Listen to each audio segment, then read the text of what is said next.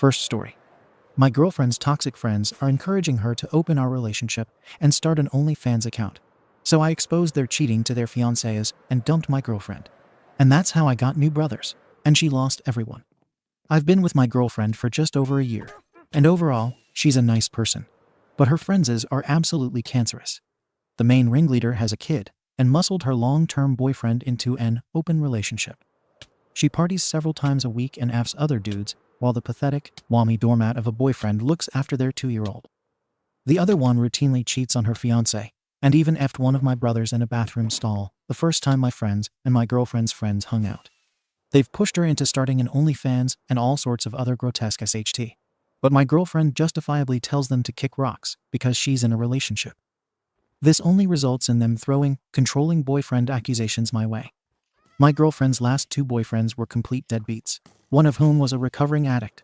So this is the only normal relationship she's been in for the past 5 years. I knew it would only be a matter of time before she caved. You can't be around serial cheaters and dirtbags without dabbling with it yourself at some point. And I can't exactly tell her to cut off her childhood friends without some sort of resentment festering. So I did us both a favor and ended the relationship. She freaked out, but I just told her I was in a dark place and couldn't be in a relationship. I didn't have it in me to tell her it was because her friends are actual human toilets. This isn't the first girl I've broken up with because of their friends. Edit. Okay, so I've seen a lot of people ask why I don't just tell her the truth. But what would that accomplish exactly? I'm not planning on getting back with her and telling her that the reason I wanted to break up was because her toxic friends would only drive a wedge between them at a time when she needs all the support she can get. I get the whole just tell her the truth thing. But that would just cause more harm if she thinks the people she thought she could turn to were the reason she's dealing with a breakup in the first place. Edit 2. A lot of you seem to think that once I told her the reason, she'd suddenly open her eyes and see her friends for what they were. That's not happening. She was around when most of the cheating and scummy SHT occurred. And she even lost her SHT at me once for suggesting I tell the girl's fiancé. She's been friends with them since they were 6 years old. Cutting them off would be next to impossible for her. Edit 3. Although my girlfriend never did anything directly to me, she'd lose her SHT and would side with them whenever I brought up her friend's questionable behavior. She wasn't an innocent bystander. She directly or indirectly lied on her friend's behalf and covered for them a bunch of times. Oh, Jen stayed over at my place. She just watched movies and drank with me and OP, etc. Keep in mind that some poor sap brought the girl. She always lied for a rough $10,000 engagement ring. She's not a poor victim, lol. Final edit. So I told the fiancé who was being cheated. I found a lot of incriminating SHT in my text conversations with my ex and a few damning photos. I got a hold of his number and sent him everything. He called me, and we had an hour-long conversation where I basically broke down the entire cheating timeline for him. She wasn't with us on the 14th. She was at XZY's place, etc. I've been waiting a long time to tell this guy that he was about to sign his life away to a serial cheater. And I deeply resent the fact that I had to stay quiet about this. Poor effer broke down. It's hard listening to a grown man cry like that. He had his suspicions, but never had any real proof. It looks like the wedding's off, and his cheating ex-fiancé will need to start looking for a new place to live. I invited him out with me and my brothers this weekend because he met most of his friends through his fiancé. And I'm 110% sure they'll all ditch him or try to gaslight him into reconciling things. He and the other guy were the real victims in this situation, not my ex. I don't care about the fallout. She and her friends can do their effing worst. The whole thing made me realize what a monstrous piece of SHT my ex was for covering this up for so long, and I'm disgusted at myself for being complicit. I wouldn't be telling her jaxed. She and her effing toilet people friends deserve each other. Update. So after the original thread, I took a few people's advice and did the right thing by telling the fiancé who was being cheated on. And, oh boy, did things go absolutely effing insane. The fiancé basically demanded that my girlfriend's SCUMF friend give the engagement ring back after he packed up her SHT and left it outside their apartment. A lot of their mutual friends basically turned on him for not wanting to work things out. But he stuck to his guns and, understandably, told them all to F off.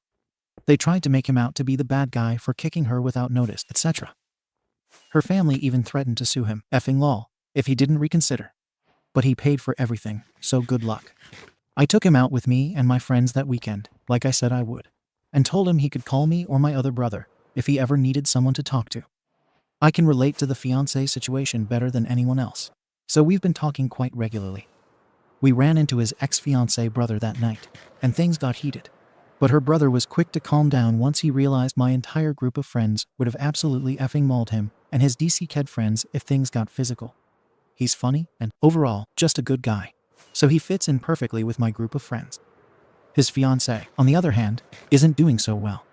She accused my ex and the other scummy friends of encouraging her bad behavior and running her relationship. Their whole friend group is basically falling apart.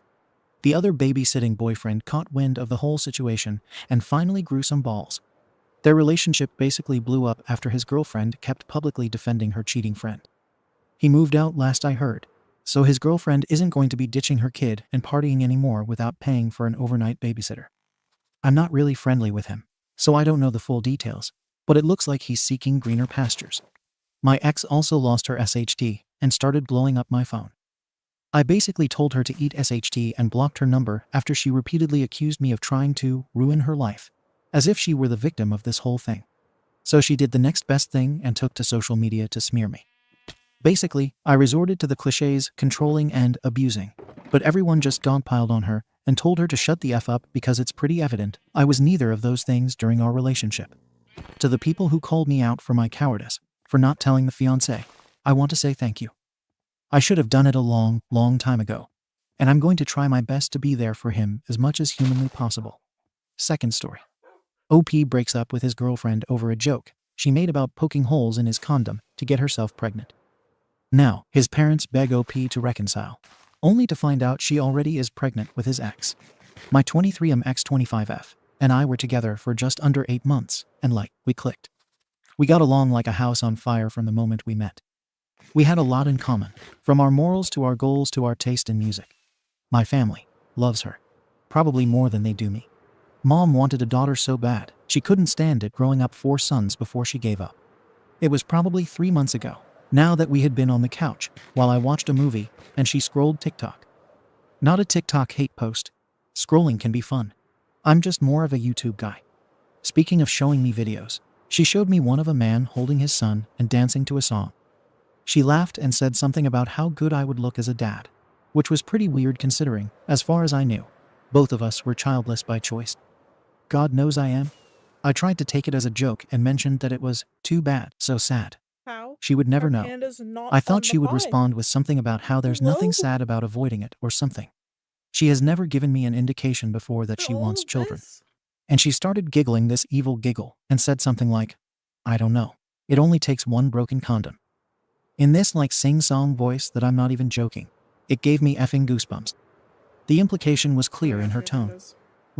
Was she making a joke about poking holes in condoms? Eric, To me? I'm glad For you real. picked up on it. I tried to laugh it off, but it made me so effing uncomfortable.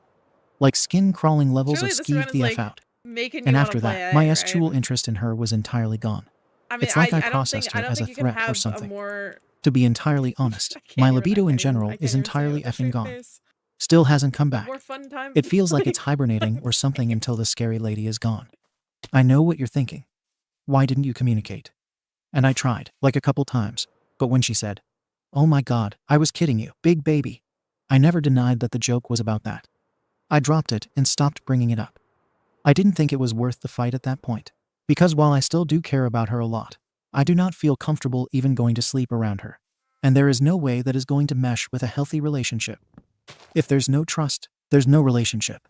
That's how I feel, right? So I broke up with her, and when I told her, I said it was because I really needed to focus on myself.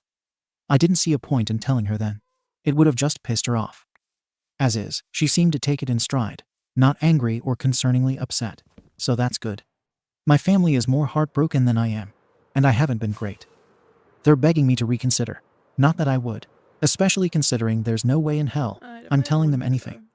My mother would be beside herself, thinking, grandchildren, please, son, give me grandchildren. But more than that, I know even my dad, who doesn't care about grandchildren and recognizes that he's more likely to get them from my younger siblings, would call me out for overreacting. So they got the same story she did. It's frustrating because I know it's no big deal and a joke, but it has also been upsetting or sad. I know I'm overreacting, but in the moment, it felt like my only option, and I really don't want to take it back, even if I am. I know you may think I'm paranoid, and I probably am, but I just could not stop thinking about it. After she told that joke, I thought it was going to end one way or another. So I'm glad it ended on decent terms, instead of trying to stay and fix everything until I hated her. Sorry, I'm talking a lot. But like I said, there's no one to talk to about this because being unreasonable in real life is like a criminal arrest. And I'm trying to avoid another of those particular black marks on my reputation. Anyway, I am off to research vasectomies because I will not be entering another relationship or becoming active with anyone until then.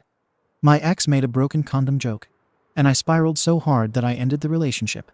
But that's really embarrassing, so I half-heartedly claimed it was for self-improvement instead. Comments. Birch beer is awesome. First of all, you are young, and relationships aren't always going to work out long-term. Also, since you had such a strong reaction to the joke, it seems like the vasectomy route is going to be your best path going forward. I'm of the firm belief that if you don't want kids, definitely don't risk having them. You will be okay in the long run. Stick by what's right for you. Maximus Ultra.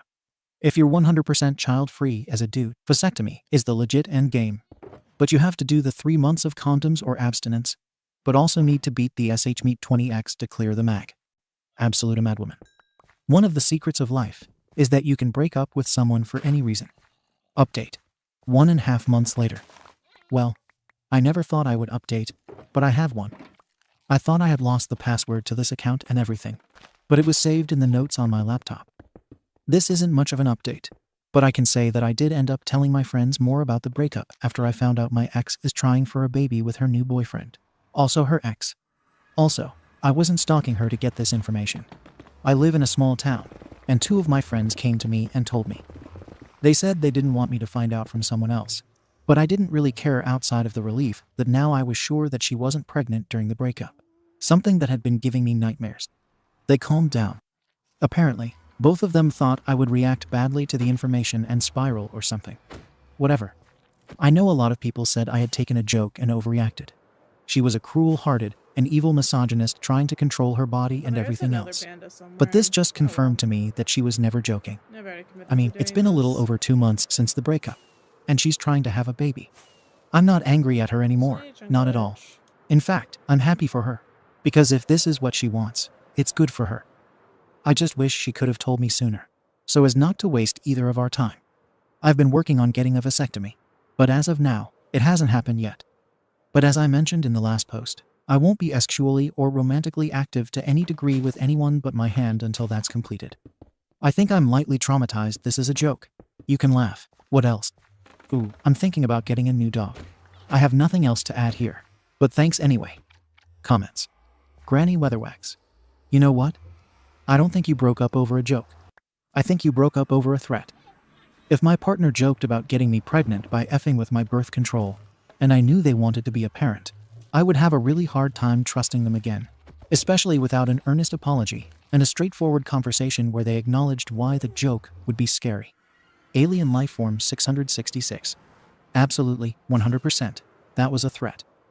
She was effectively telling him that she could arrange to get pregnant if she wanted to, and there's nothing he could do about it. That's breakup territory. Okay, budget 1,724. Interesting perspective. I've been begging for an IUD, but have made similar jokes in the past, fully anticipating that he would be wearing a condom, having a plan B effective, or having an abortion as the worst case scenario. I think getting a vasectomy if you don't want children is important. I stopped traditional birth control for health reasons or disorganization, but I always let my partner know. OP. Yeah, I explained it in the last post to a degree, but I didn't really get into my medical anxiety. I have it a lot, and even when I made my last post, I knew I was going to have to get one because I realized trusting someone else with my future, no matter how trustworthy they may seem, isn't enough. I have never and never intend to have SX without a condom. Even after the vasectomy, every woman I've been with sexually has expressed that they are also childless and are on birth control of some kind. I am not into taking chances. I wouldn't mentally be able to handle having a child, and I would be a terrible father. I knew it was my time to take it into my own hands after last time, but I was still extremely nervous, to the point where I was considering becoming celibate, just to avoid the possibility altogether. It was actually the men and wives of men on Reddit who reached out after my last post and explained that they understood the nerves and that they were natural, but that it really wasn't as scary or painful as it sounds. I am very thankful for that, because it helped me get up the balls, pun not intended, bring it up with my doctor, and start the process. Some even gave me advice on how to deal with the healing process, which I have fully taken under advisement. I'm hoping that afterward I feel the same way they do. I was confused and frustrated with myself as to why I didn't do it sooner. Third story. OP's abusive wife demands to have another baby despite both agreeing to never get pregnant after her first pregnancy was a nightmare. 2 years ago, my wife gave birth to our baby boy. He is wonderful, and we both love him very much. My wife had an absolutely horrible pregnancy experience. She was in good health before the pregnancy, as was I. Neither of us were athletes or anything, but we casually exercised and were conscious of what we ate. But we weren't on strict diets or anything. Despite being in good health, her pregnancy was awful. She threw up almost every day for the first 2 trimesters. Her legs and feet became shockingly swollen. She developed diabetes and high blood pressure. Her liver and kidneys became at risk of being damaged. She had on and off anemia issues, and a whole book of other random things that I can't remember all of. All of this was despite working so hard with her doctors to mitigate the issues. She was put on many medications, given diet plans, and given low-stress stretching exercises. She had to stop working in the 3rd month because of how sick she became. I helped her all that I could. My entire life outside of work revolved around caring for her. I made all her meals, which became increasingly restrictive as more complications arose, and as she was put on and taken off various medications. I bathed her, dressed her, cleaned up her vomit multiple times a week, changed so many bed sheets because she would sweat profusely or accidentally pee herself. Sometimes because she was in too much pain to get up. Sometimes because she couldn't realize she needed to pee. Cleaned her poop a few times and helped her wipe herself. At times, I felt like a live-in nurse for a severely disabled person, if that helps paint a picture of it. It was awful and dirty, but I knew that I needed to do all of this for her, and I wanted to do all I could to alleviate her suffering. But the worst part was the change in her mental state. I could have done all of this with a smile on my face if she had not become so cruel and violent during the pregnancy. She had previously never, ever been abusive in any way. We were loving. When we had disagreements, we never even raised our voices. We sat and talked. She completely changed while she was pregnant. She yelled at me, swore at me, called me every slur known to man, threw things at me, hit me, told her parents I didn't love her, broke doors, shattered glasses and plates, and threatened to kill me. I'd serve her food in bed, and she'd throw it on the ground if she didn't like it. After doing this for the 3rd time with oatmeal, I told her I wouldn't serve her oatmeal anymore because I was tired of having to spend hours on my knees digging dried oats out of the carpet. She exploded at that because oatmeal was one of the few things that didn't make her nauseous at the time. And she threw a coffee mug at my face, which gave me a black eye. This kind of thing became constant and increasingly worse as time went on. After giving birth, she stayed in the hospital for almost 2 weeks at her doctor's request because she had so many complications. I took the baby home after the first week. She eventually came home and had some issues with postpartum depression. But thanks to the close observation of her doctor, it was addressed relatively quickly, and she was put on medication. So here we are, 2 years later, and the woman that she was while pregnant doesn't exist anymore. She is back to her old self. She still has some lasting, but minor physical issues from the pregnancy. But overall, she is healthy again, mentally and physically. I won't lie, it took me some time to love her again. After I took the baby home, there was a part of me that hoped she wouldn't come back from the hospital. I had no positive feelings for her at that time. I slept in a different room for 4 months afterward. We didn't go to counseling because we just didn't have the time. But eventually, after many talks, I realized that the woman she was with while pregnant was gone. She is extremely sorry, regrets everything, and can't explain why she did what she did. But she is disgusted with who she was. And around our son's first birthday, we agreed that she would never get pregnant again due to how dangerous her pregnancy was for her, and how abusive she became toward me. Our relationship is good and loving now, and we both love our son very much. We are happy again. But earlier this week, she mentioned she wouldn't mind having another kid in an offhand comment. This obviously shocked me. We had agreed to never do it again. I didn't address the comment at the time, but over the next day I kept thinking about it, and that night I asked her what she meant by that comment. She said she'd been thinking about it, and she decided she wanted to try for a daughter and suggested going off her birth control. I probably didn't handle this as well as I could have, but I just stared at her and said, "No." She said, "What do you mean, no?" You don't just get to say no. I said, no, I'm not doing that again. Whatever, I'm not getting We that had an question. agreement. I will not even consider the thought of you being pregnant again. She started crying, saying it's not fair. We have a boy, and she wants a girl too. Why is there a report here? I explained that we can't predict if it will be a girl. What happens if it's another boy? And what happens if you die from another pregnancy? She wouldn't continue talking, and she just cried. I went to sleep in another room. That was Tuesday night. I've been sleeping in the living room, and we basically haven't said more than 50 words to each other since then. I don't know what to do. I don't know where this is coming from. It's honestly insane. She could literally die from another pregnancy, and I will not be her slave and punching bag for 9 months again. Plus, we have a toddler now. If she were to get pregnant, I wouldn't be able to give her the level of care I did the first time. And if she became abusive again, she could direct it at our son too, and I wouldn't tolerate a single instance of that. The very moment she tried to become cruel to him, I would take him, and she'd never see us again. I'm lost, and I'm mad. I feel lied to, betrayed, or like a fool, like I've been conned or taken advantage of. All the bad feelings I had toward her from the pregnancy are bubbling up. I don't know what I feel or how to talk to her. Edit. I'm not having SX until this is resolved, so you can all stop posting about that. As I said in another comment, I don't have any sexual appetite for her at this time anyway because of how sad, I think I can angry, use this. upset, or frustrated I am. So I have no problem pausing SX. Update. TL doctor of the original. My wife had a medically dangerous first pregnancy, which required me to basically be her live-in nurse, cook, and maid for 6 months, during which she also became increasingly mean and violent toward me. After birth, she returned to normal over time. We mutually agreed to never get pregnant again due to the medical dangers to her, as well as the change in her mentality and how she acted toward me during that time. Last week, over a year after making this decision, she said she wants to try for another child, specifically a daughter. Maybe this is not a Fight fit ensues. for it. Thank you to everyone for their kind words and for helping me think through how to address this with her. To everyone saying I should have gotten a vasectomy when we decided not to get pregnant again. I guess that is a valid criticism. It honestly didn't occur to us because she takes hormonal birth control for more than just birth control. She takes it primarily because her periods are normally very heavy and unpleasant, and the birth control greatly minimizes those aspects for her. So, my wife and I were able to talk the day after that post. Unfortunately, it didn't go very well. Before I left for work, I hugged her, said I'm sorry for immediately saying no, and said that I wanted to talk through it after work and hear all her thoughts about it. She agreed. Both said I love you, and things seemed calm and positive as I left. That night, I asked her why she changed her mind about another baby and what she was thinking overall. She basically said she's getting older.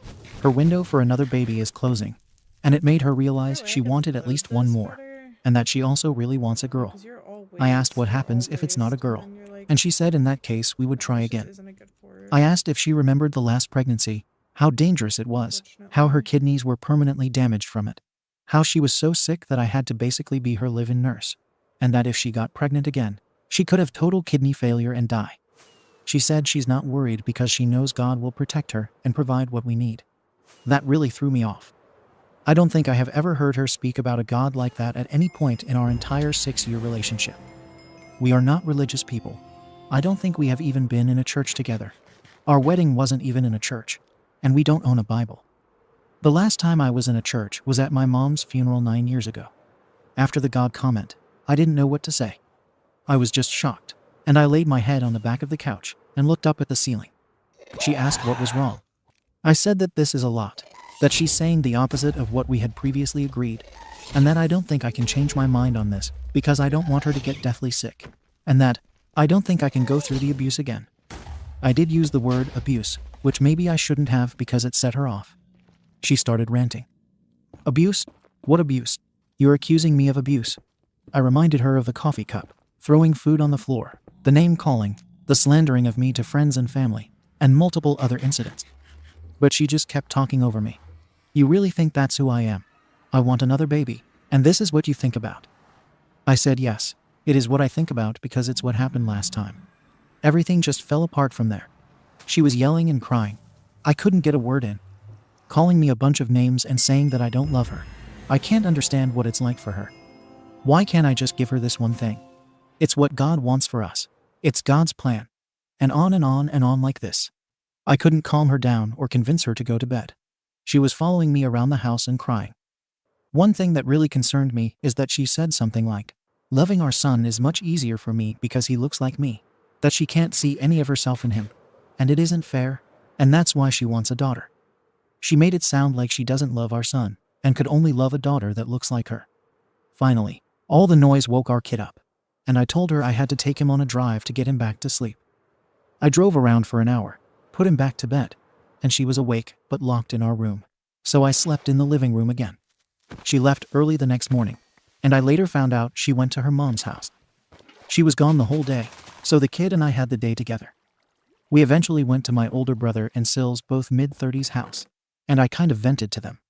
I was very surprised to hear Syl say, "Yeah, we've been waiting for this," and that it took longer than expected. My brother agreed.